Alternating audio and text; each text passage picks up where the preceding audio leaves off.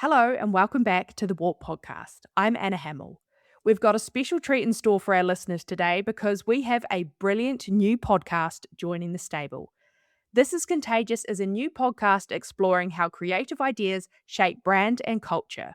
Join the Contagious team as they unpack the thinking behind the world's most interesting ideas, from trends to technology to campaigns, creativity, and everything in between. Be sure to follow This Is Contagious wherever you get your podcasts to get new episodes as they drop. Today, we're running their first episode exploring the nostalgia industrial complex. Over on the This Is Contagious podcast feed, you can also check out their brilliant take on crazy brand collaborations. Happy listening.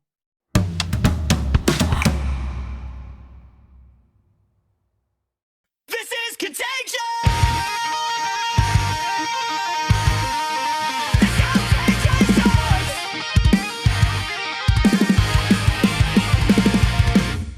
Hi and welcome to This Is Contagious, a show where we look at how contagious ideas are shaping brands and culture. I'm Alex. I'm Chloe. And I'm Katrina. Today we're discussing why nostalgia is inescapable at the moment, what's driving that trend, and what the opportunities are for brands. We'll uncover the secret reasons that people want to live in times they never experienced. We'll be finding out about the technology that allows you to smell memories you never actually had, and we'll be discovering how Gen Z is physically retreating into the past. But first, let's have a quick check-in on the wider world. Katrina, what's contagious for you at the moment and why? So I've been really obsessed with this news story from DoorDash, the delivery company in the United States. They are paying delivery couriers to submit video clips and complete digital tasks as a way of helping improve artificial intelligence and robotics models. So maybe you remember there was a story from the end of last year about the potential for domestic robots to become a thing. Only right now, they're not very good at doing stuff. So this, I guess, is a way of accelerating their learning process for household chores and sort of manually done tasks. And it's just extending the data inputs that these systems can receive and learn from. So we're literally employing people to train the robots that will replace them, right? That's what's going on here. Yeah, that's pretty much what's going on, Alex. When you put it like that, it sounds infinitely bleaker. Okay, that's definitely a contagious thing. Chloe, what's contagious for you at the moment? Well, what I've been thinking about is the new trend of paperwork parties. I did not even think this was a real thing until one of our colleagues in the Contagious office assured me that she has been getting together with her friends and they do their very boring administrative tasks together. And apparently this is all the rage with Gen Z.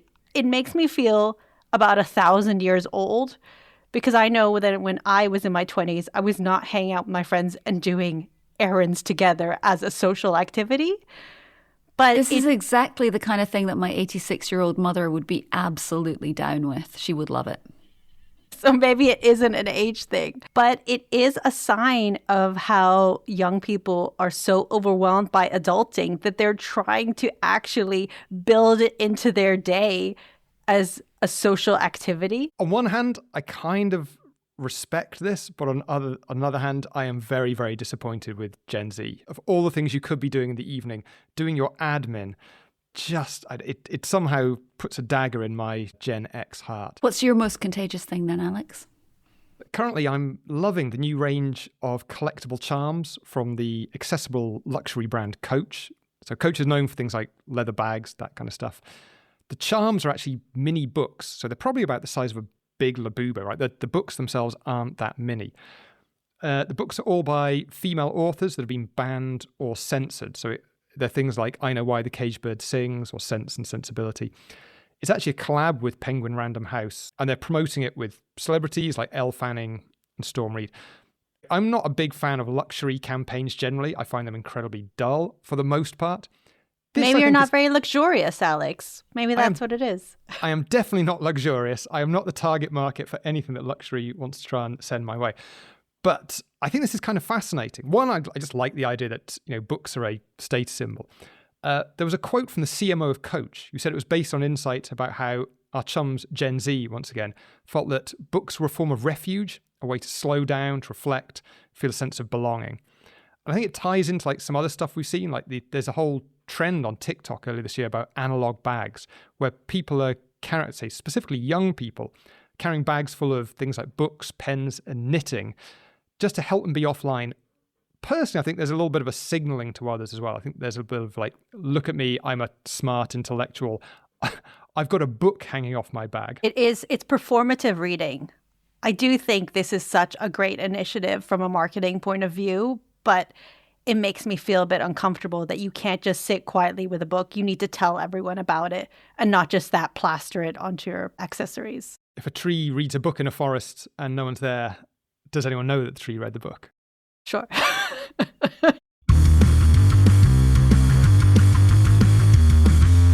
So, Chloe, nostalgia ain't what it used to be. It's actually bigger than it used to be, right? Right. Of course, nostalgia is nothing new. But what we're seeing right now is that there is a resurgence of nostalgia. So if you look at Google Trends data, there's been steady growth since the mid-2010s in searches for terms like Y2K aesthetic or 90s fashion. And if you go on TikTok, there are billions of views for hashtags like Y2K, 90s kids, or nostalgia. So yes, there's nothing really that new about nostalgia, but it's completely dominating the cultural zeitgeist right now. Is this not something that's just a little bit kind of cyclical? We seem to see this sort of over and over at sort of 20-year intervals. If I think back to being a kid in the 70s, the Grease movie was sort of celebrating 1950s culture. And, that stuff just goes kind of round and round a little bit, doesn't it, that cycle? Yeah, there's definitely true that there's a cyclical nature to looking, 20 years back or 30 years back. So you have Happy Days looking 20 years back. You have Back to the Future in the 80s going back to the 50s. So it's definitely something that we've seen in culture before. But I think what we're seeing now is just the breadth of nostalgia, just infiltrating every aspect of culture. So if you go on social media, you go through fashion, you go through entertainment, it's just this complete tsunami of nostalgia, let's say. And it's worth saying, right? Not all these nostalgic things are nostalgic for the 50s, because those are all the examples we've given. Like in the 90s, there was that 70s show, right? It is an acceptable kind of like 20 to 30 year kind of lag, right? Exactly. Recently, it feels like there's like that lag is incredibly shortened, right? There is a nostalgia for the 90s, but we're also seeing like the most recent hot trend of the year was actually the 2016 nostalgia trend. So it's only like a 10-year nostalgia wave. Yeah, I mean, 2016, obviously it was the last good year. I think that was the rationale for it before we got embroiled in things like COVID and screen addiction and relentless doom scrolling. So 2016, no wonder we retreat there, because compared to today, it feels positively idyllic. I got to say, I think this might be a little bit of very rosy tinted stuff, because 2016 wasn't that idyllic. Didn't we lose like David Bowie? We lost Prince. Right, but that's not what these people are thinking about when they're going on TikTok and showing filters from 2016 and showing their pictures on their camera roll from 10 years ago.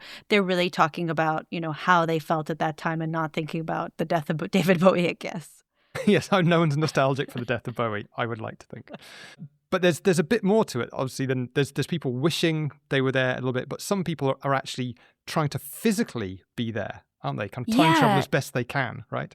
Yeah, I mean, it's one thing to sort of bathe in the memory of times gone by, but it's another thing to sort of live in those environments. I was reading the other week about a trend called nostalgia, which is the subject of a feature in Architectural Digest. The feature is accompanied by the most amazing images of these people who've recreated their teenage bedrooms sort of in that Y2K aesthetic. So literally they've hunted down the things that they had on eBay. They've rearranged their sort of old video cassettes in the order, rehung posters of their idols from that era. It's like an explosion of pink wallpaper and fluffy teddy bears and cathode ray tube TVs taking up an unnatural amount of space. So this is really about the teenage bedroom. It's very much the teenage bedroom. And the people that were interviewed for this feature were talking about feeling like it was almost a place of safety. We think there's a little bit of that in the appeal of things like Stranger Things, which are obviously, came out, what was it, about 10 years ago now? But actually is like a real harking back to the 80s. So there's a real sort of sense of, I want to go back even further into a slightly pre-digital time. where things were like a little bit cozier, even though literal monsters live there. Well, I think what's really interesting is who is doing the retreating in this nostalgia scenario, Katrina. And there's research that shows that Gen Z is particularly nostalgic. So some of those people who were interviewed for the article, they were digging in their childhood bedrooms and taking things from their like weird, VHS cassettes, their relics from their childhood, and then making a shrine out of those. But some of the people didn't actually experience it the first time round. A lot of this generation, they feel nostalgic for the 90s, even though they were born in the 2000s, which is so weird. So there's data from GWI that says more than a third of this generation feels nostalgic for the 90s. I think the official definition of Gen Z is 1997 to 2012. So even if you were born in the 90s, at the you don't oldest, remember it. Yeah, you don't remember it. You were 3 years old at the max if you're Gen Right. Z. So that's a huge part of Gen Z that is feeling nostalgic for a time they never lived in, right? And there's a term for this too. It's called anemoia, which is feeling nostalgic for a time that you didn't actually experience for yourself. Yeah, that chimes with what they were saying in the Architectural Digest feature. So some of the people that they were interviewing literally were recreating the room that they'd had as a teen. Others had maybe been little kids when they were living through that era. And so they were imagining what their bedroom might have looked like if they'd been a teen at that time. So there's almost like an element of wish fulfillment about some of this. I think it's true. Like, when I think about how popular Friends is right now, I think that's exactly why it's wish fulfillment. It's these kids who, never had a flip phone, who never gathered round in Central Perk or a coffee shop to talk to their friends in real life, and are kind of wishing that were their lives. And they weren't all locked on their own smartphones, just like doom scrolling. That group of friends who had a weirdly aspirational Manhattan loft at a time when, I don't know, even they couldn't have afforded it back then, and It's is rent wildly control. out of reach. It was rent control, Katrina. Yes, I know everything about Friends. Don't bring your rent control arguments to this show, Chloe. But we are seeing something really weird happening with Friends, right? It is now the subject, I don't know if subjects, is that the right word, of a Happy Meal at McDonald's. So there's a Friends Happy Meal for adults specifically. So it's literally, I understand, comes in a box, has the McNuggets, but small plastic toys of Ross, Rachel, Phoebe, the whole gang. Again, it feels like a really curious signal of both, first of all, the fact that adults are behaving a little bit more like kids who are normally the target market for Happy Meals, but also still being incredibly nostalgic and being persuaded to buy food because of a show that launched in the 90s and finished in 2004, 2006. Point of order, it's not called a Friends Happy Meal, it's called the Friends Meal, Alex. Splitting hairs perhaps a little bit. I stand massively corrected on that. I'm so sorry.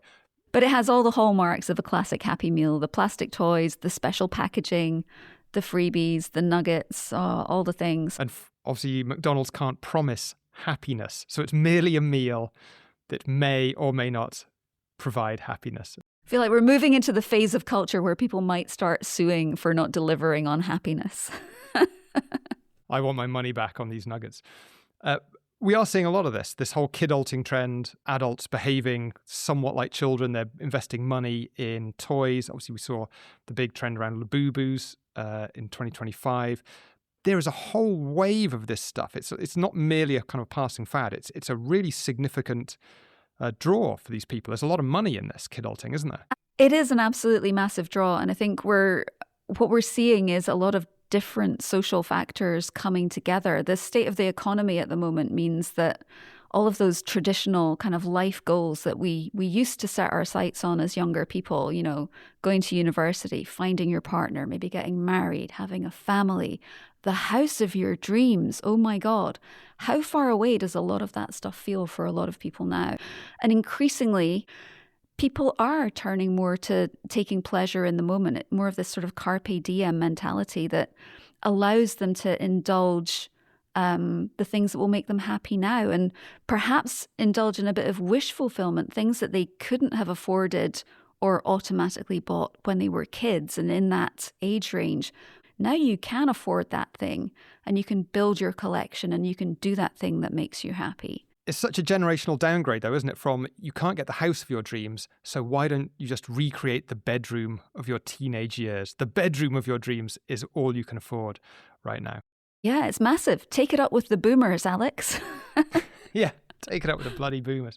I think, when we sort of look at kind of why this stuff is happening, I think the documentarian Adam Curtis has some really interesting views on this, which I think come out at the end of his documentary series Shifty. And he sort of talks about this phenomenon of how memory is no longer becoming history anymore, because we are constantly keeping the past kind of with us. We're keeping it alive. So, in the case of Friends, we're looking at a series that's finished in 2004, but is now fully available on streaming. It's probably being rebroadcast on a lot of traditional channels as well. It is constantly with us.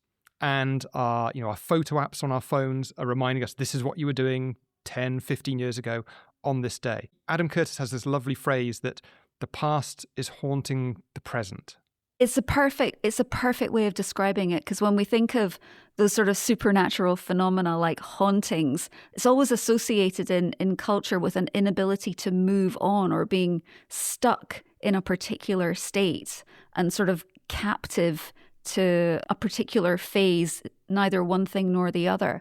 And it feels so connected to the way culture feels right now, this endless remixing and recycling, rather than the development of culture that feels new and exciting and unexpected. I think he also, Adam Curtis specifically, talks about AI.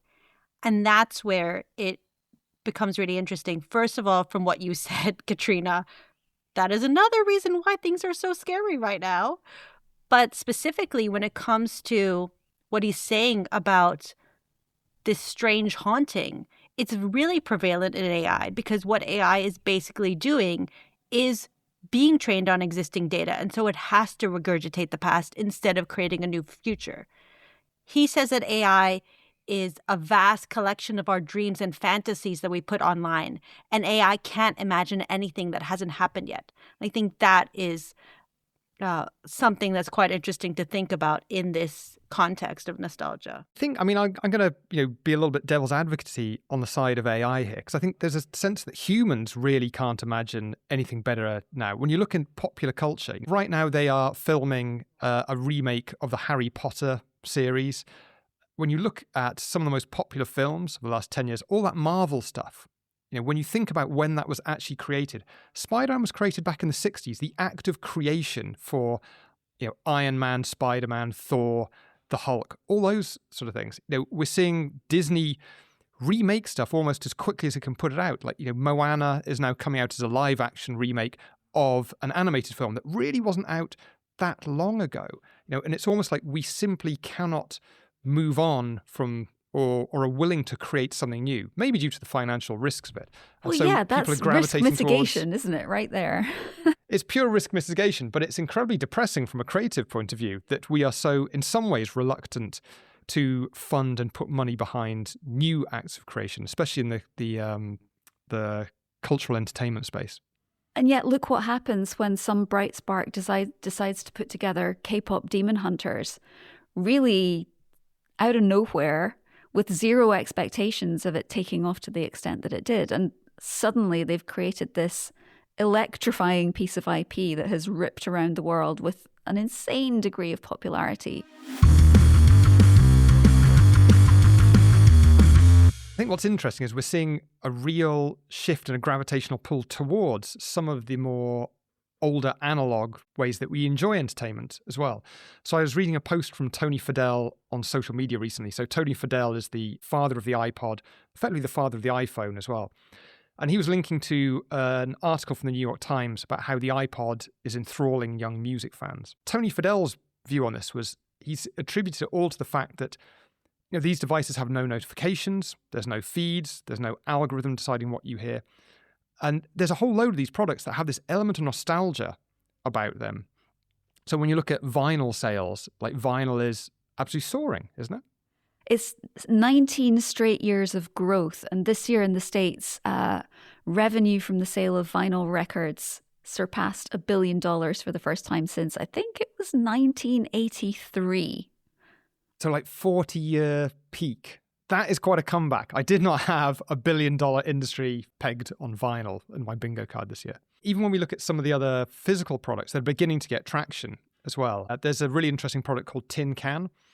So Tin Can, it's a phone, but it is a landline phone specifically aimed at kids. So it's got, the push-button handset. It's got a spiral cord that you can twirl your finger around when you're chatting to people. And it's kind of being sold on like a child safety angle. So the parent approves all the contacts, so your child can only speak to family or friends. The parent can approve do not disturb hours.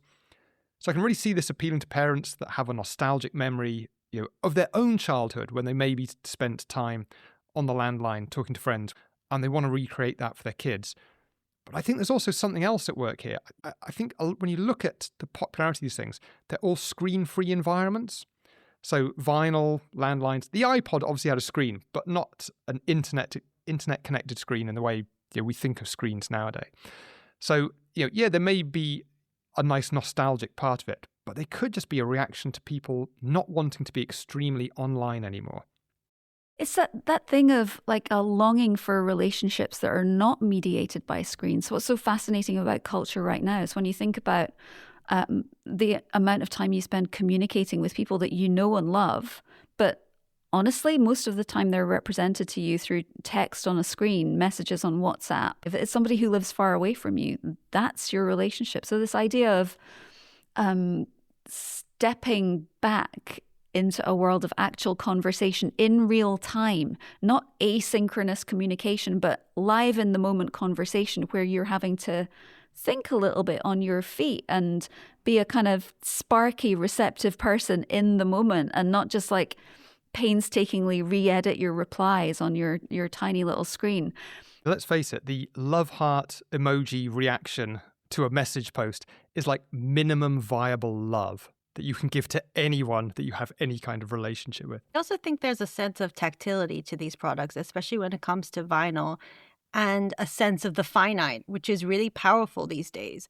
When you can go on Spotify and you're bombarded with I don't know how many millions, billions of songs, there's something quite nice in looking at your shelf and seeing, these are the things that I own. These are my choices. And that is one of the appeals of the offline world. And I think that specifically is what people feel so nostalgic for. There's an intentionality about it, right? When you think of how much of the doom scroll is stuff you did not choose to look at, basically nearly 100% of it, versus if you want to listen to a vinyl record, you really have to decide, this is what I'm listening to, and this is the side of the record that I want to put on. Do you want to have a quiz about people's attitudes to being online?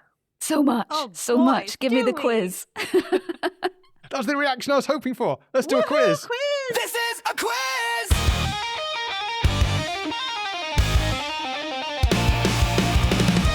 Here's the quiz. What percentage of people think they spend too much time on social media? And I'm going to come to Chloe first. I'm going to say 50%. Okay, Kat, what percentage of people do you think spend too much time on social media? Do I think spend too much time on social media? What percentage, yeah, all of them. What percentage of people think that they spend too much time on social media? I'm going to go with 43%. You're both pretty close. Disappointingly, so this is a YouGov stat, it is 47% of people think that they personally spend too much time on social. Why do you want us to fail your quiz, Alex? I don't want you to fail my quiz. I just enjoy it more when you do. Okay, second question, similar but related. What percentage of people think they spend too much time on screens? Chloe, coming to you first. I'm going to do this in alphabetical order. I'm going to say 67%. Okay, specific, but weirdly specific. Fine. Katrina, what's your answer? I'm going to go with 53%. Okay, Kat's far-ish away. Chloe's disappointingly close. Disappointing to me. It's actually, this is according to a report from Deloitte, 70% of people think they spend too much time on screens. So that's a significant amount of people who I think both want to be on screens less, but also might need some help with being on screens less. So then there could be an opportunity for brands to provide that. So should we talk a little bit about what all this means for brands? Let's do it. Let's do it. I'm going to roll out a quote that I've been holding on to for just such a moment. Unexpectedly from Davos, Mark Carney delivered a pretty impressive speech at Davos this year. But one of the things that I latched onto was this idea that nostalgia is not a strategy. And I think that's probably the thing that I would ask brands to hold on to in this sort of incredibly tempting, nostalgia-rich environment that we're in right now. It's really, really appealing to kind of dress up campaigns in the stylings and the clothing of the past and attempt to appeal to people that way. But I think it's really important to be a bit more considered and careful and insightful and nuanced about what you're doing, because what is underlying all of this gravitation towards nostalgia are some pretty deep and complicated feelings about the present and the lives that we're living right now. So I think it's really behooves brands to understand the feelings of their customers in relation to their lives and the products that are around them, and find something a bit more specific and interesting and resonant as the hook for their nostalgic campaign, if that's what they want to do. But I will throw this in here. Mark Carney is obviously talking politically. Nostalgia is not a strategy. Well, he's the Prime Minister of Canada. He's not, the CMO at Unilever. He's no Mark Pritchard. He's never had to try and persuade someone to buy laundry detergent in his life.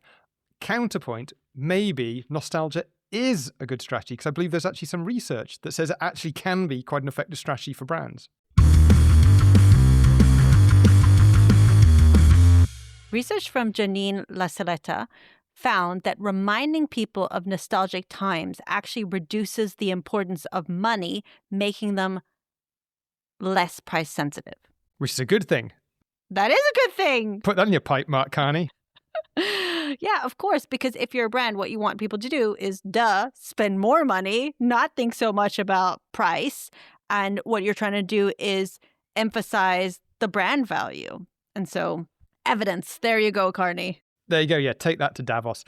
And there is actually there's some brands really not just putting some of this in their campaigns, but really making it the heart of their core identity. There's that fantastic sunscreen brand, Vacation, which is all built around this. So Vacation is a 1980s inspired brand, but it was actually launched in 2021. So if you go on the Vacation website, you're just bombarded with images that look like they're from a 1980s women's magazine or someone's old photo album. It's just people having fun in the sun, but from the 80s.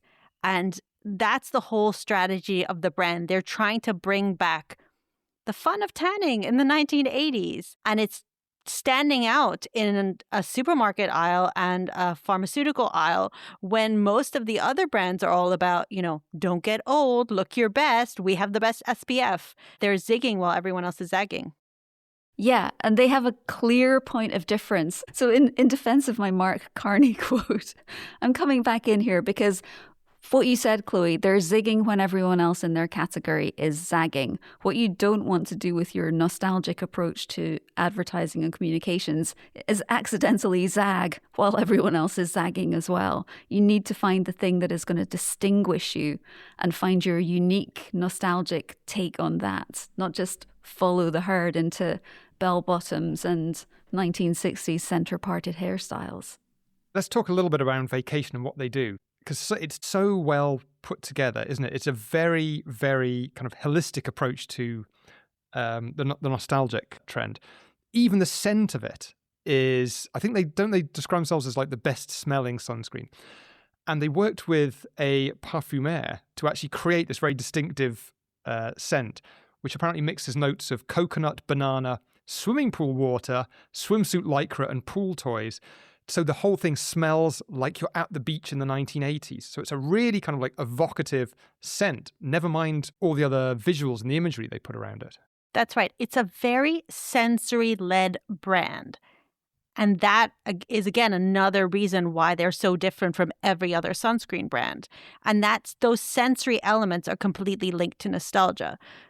So those smells that you just described, they evoke a holiday memory.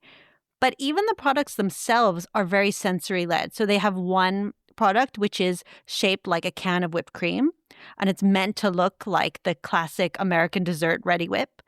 And it even feels like that when you put it onto your skin. In terms of touch, it's very, linked to sensory memories. Of course, if you weren't alive in the 80s, you wouldn't know that a lot of people really did just put whipped cream on and try and use it as sun protection, because that thing is thick. I don't remember whipped cream, but I do remember an awful lot of baby oil. Well, actually, that's one of their other products. They have a new version of suntanning oil, which is designed to actually be protective for your skin. So it manages to have their cake and eat it because, they're actually offering SPF, but it makes you think back to those, glistening, oily times. Those wonderful oily times in the 80s, sort of the threat of the Cold War. But that's the point, isn't it? It's like we're not remembering the threat of the Cold War. We're not remembering all the bad times. The whole point of nostalgia is that it's just remembering the good. It's the That's not rose-tinted reality. spectacles. It's the rose-tinted spectacles. It doesn't mean that it's real, but that's the whole point here. They're not thinking about cancer rates or anything like that. They're just thinking about the fun times. And that's what the brands that that are tapping into nostalgia need to do, is figure out how to retract and extract those good memories. Yeah, because I think for a whole generation of people that weren't alive in the 80s, all they know is that at Club Tropicana, the drinks were free. And that sounds pretty good when you don't have rent control anymore. But this whole notion of pining for a past that you never experienced, the anemoia, there is actually a machine that will do this for you, isn't there? There is an anemoia device, I think developed by MIT, which will create scent around memories, but memories that you never actually experienced.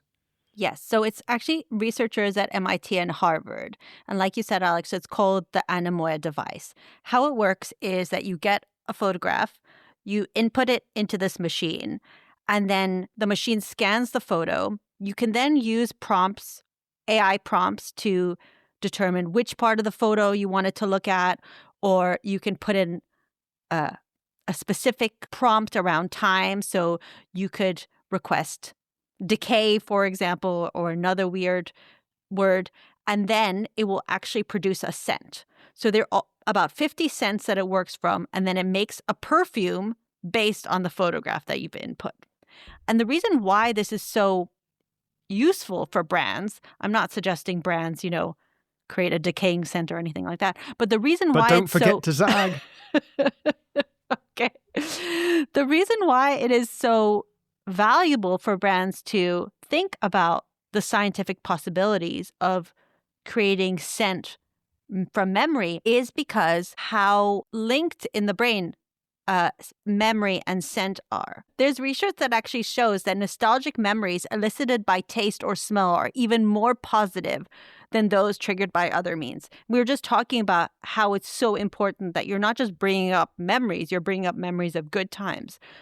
So that link between memory and scent is really powerful.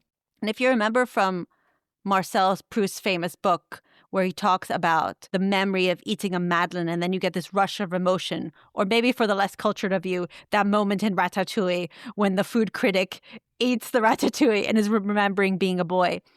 That actually is a scientific phenomenon called the Proust effect, named after Marcel Proust. And it explains how when you have sensory inputs like smell or taste, they trigger memory.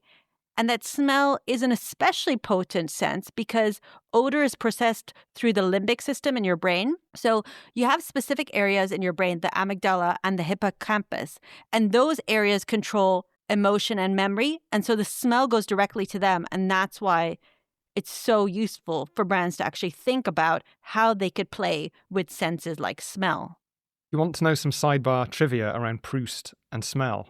It's disgusting. I thought you were going to say about Ratatouille, but okay, sure, Proust is fine too. It's a disgusting Proust anecdote. Proust used to eat a huge amount of asparagus and then would urinate it into his chamber pot and leave it under his bed because he loved the smell so much. So that's the Proust effect as well. That is so gross. Well, that's ruined Proust for me. I know. Thanks, Yeah, so Alex. next time you read Swan's Way or In Search of Lost Time, then that's the scent you need to be evoking. I'm going to spend so much energy trying to get back to the Madeleines. Right, should we wrap this up and see if we can muster up some takeouts? Let's do it. Please, can we? Yes.